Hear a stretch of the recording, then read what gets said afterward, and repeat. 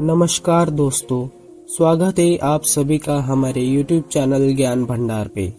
इस चैनल पर हम आपको ऐसे रोचक और रहस्यमय जानकारियाँ देते हैं जिनसे आपका ज्ञान बढ़े और आपको नए विषय पर सोचने का मौका मिले।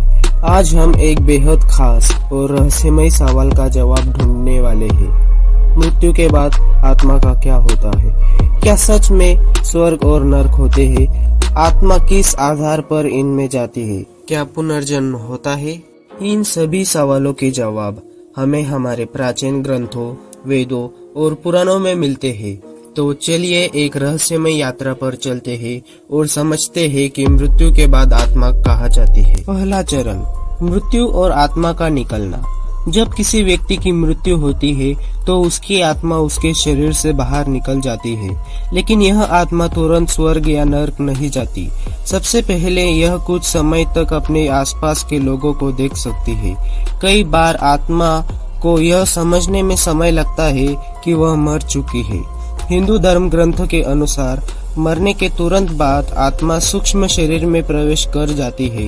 यह एक हल्का अदृश्य शरीर होता है जो भौतिक दुनिया को देख सकता है लेकिन किसी से संपर्क नहीं कर सकता।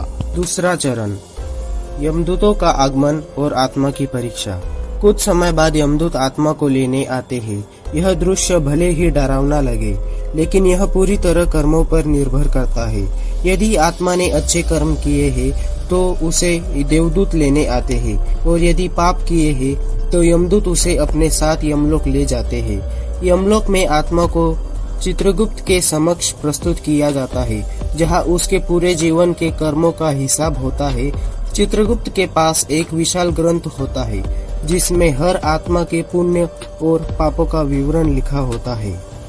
तीसरा चरण, आत्मा के लिए निर्णय। चित्रगुप्त आत्मा के कर्मों के आधार पर फैसला सुनाते हैं। इसके बाद आत्मा को 5 अलग अलग स्थानों में से किसी एक में भेजा जाता है। एक, स्वर्ग यानी कि देवलोक। जो लोग जीवन भर धर्म, सत्य और दान के मार्ग पर चलते हैं वे स्वर्ग में जाते हैं। यहाँ उन्हें अप्सराएं, सुंदर महल और दिव्य सुख मिलते हैं। जब पुण्य समाप्त होते हैं तो आत्मा को पुनर्जन्म लेना पड़ता है। 2, नरक यानी कि यमलोक। जिन लोगों ने जीवन में बुरे कर्म किए होते हैं, जैसे हत्या, चोरी और अन्य अधर्म के कार्य, वे नरक में भेजे जाते हैं। यहाँ उन्हें अपने पापों का दंड भोगना पड़ता है।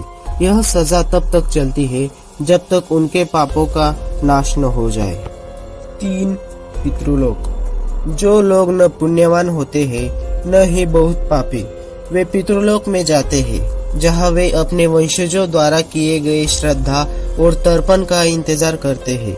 यदि वंशज उन्हें भूल जाए तो उनकी स्थिति खराब हो सकती है। 4, वैकुंठ लोक।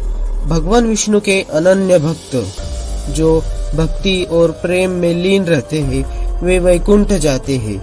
यह दिव्य स्थान है जहां आत्मा को पुनर्जन्म से मुक्ति मिलती है और वह श्री हरि के चरणों में स्थान पाती है। 5, ब्रह्मलोक। जो योगी, सन्यासी और ध्यान में लीन रहने वाले महापुरुष होते हैं वे ब्रह्मलोक जाते हैं।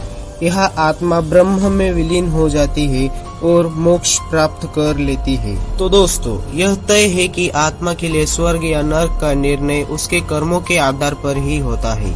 अगर हम चाहते हैं कि हमारी आत्मा अच्छी जगह जाए तो हमें अच्छे कर्म करने होंगे, सच बोलना होगा, दान पुण्य करना होगा और भगवान का स्मरण करना होगा। अगर आपको यह जानकारी उपयोगी लगी तो वीडियो को लाइक करें, शेयर करें और चैनल को सब्सक्राइब करें ताकि हम आपको और भी रोचक और रहस्यमयी जानकारियाँ दे सके।